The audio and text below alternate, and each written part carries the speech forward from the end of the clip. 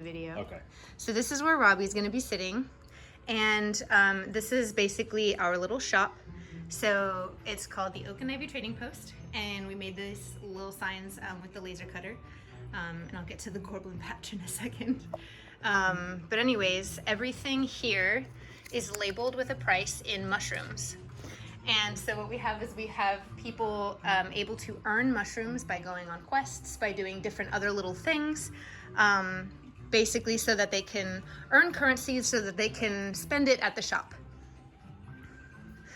And so over here, these are the bodies for Gourblins, which is something that we made up. They're essentially a goblin and a gourd mixed together. And we used all of these little stems as the legs. And so we spent time putting all of these little legs onto these guys so people can pick whatever body they want. And they get to pick a face, and all of the faces are unique. And they have little pins on the back. So it's currently on a little pin board. And then they'll just be able to pin their face to their little critter like this. And they'll have their Gorblin. And once they have their Gorblin ready, then they can go on little Gorblin quests. And these are all little things that they can do around the house. They're QR codes that people scan, and then they fill out Google Forms going through like a little story. So it's like a choose your adventure type story. And so once someone completes the quest, then they come back to Robbie, who's sitting here, and they turn things in. He sometimes gives them pieces of paper.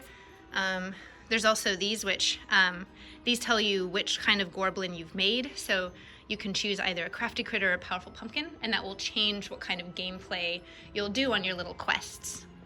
There's corresponding. Yeah, and then there's corresponding character sheets. So before you even go on a quest, you have this little hero's journey character sheet where you write the name of the Gorblin, and then you basically get it filled out so that when you earn mushrooms, these get filled in. And so you can't get mushrooms twice for doing the same thing, but that way we've marked off that you've gotten mushrooms, and then you're able to spend them here. So then over here, we have, so this is like an example of one of the little quests that you would be able to do. So this little guy's name is Tavish, and he helps run this apothecary shop, and he basically asks you to do a couple things. And it's all on your phone, so it's not, and then Robbie gets them all submitted, so then he can check to see if you've done it.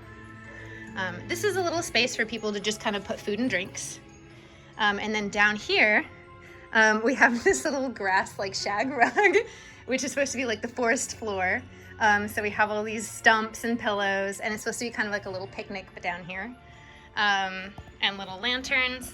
And then there's also these little stickers, which people can use to decorate their goodie bags, which they will probably be filling with stuff and mushrooms and all sorts of things.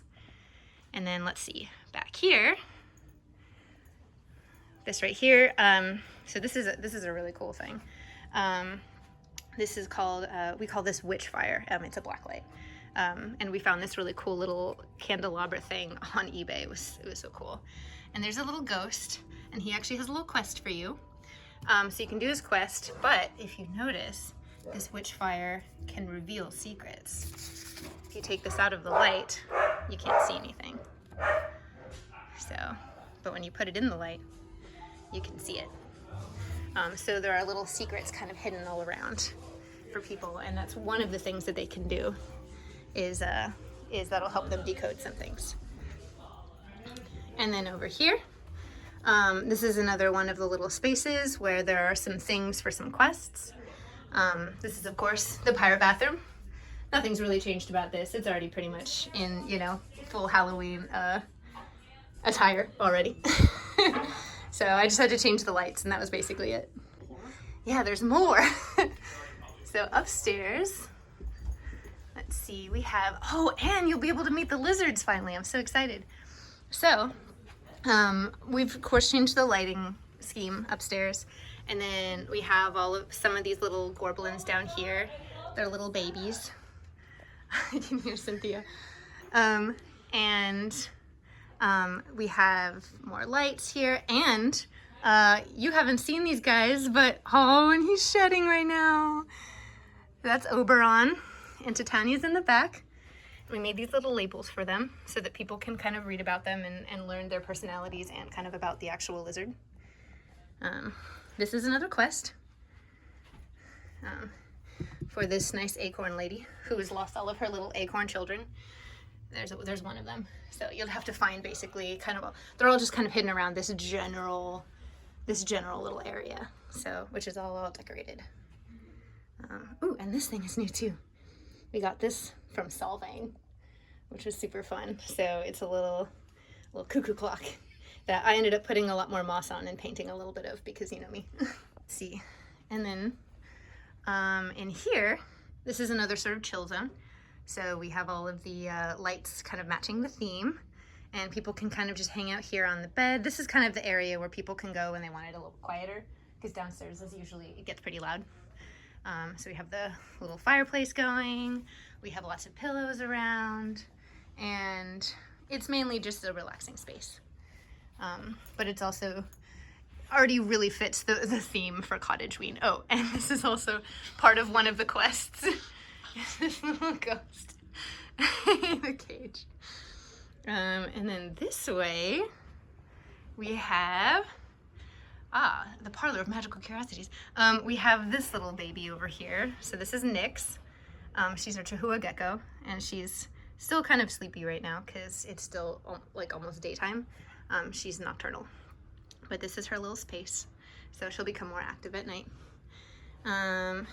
This right here, we still haven't really decorated this bathroom much, but suffice to say we've just put in a couple extra lights and decorations, and we put in these like haunted mansion things, which look kind of fun, at least in here for now. And then over here, oh, and I put this cabinet out here to make room for some other stuff in my room. So this is another area where people can kind of hang out, kind of on the floor. I put lots of blankets and stuff around. This is the final quest, by the way, the Gorblin King. And so he's gonna have a party of Gourblins come and help him make a decision about whether or not these guys should be allowed to join their Gorblin kingdom. So we'll see if the mandrakes and the Gourblins actually get to combine their kingdoms. But anyways, that's that. I didn't really decorate my room for Halloween because I just kind of keep it the same pretty much all year round. But this is kind of what it looks like. And that's pretty much the end of the tour.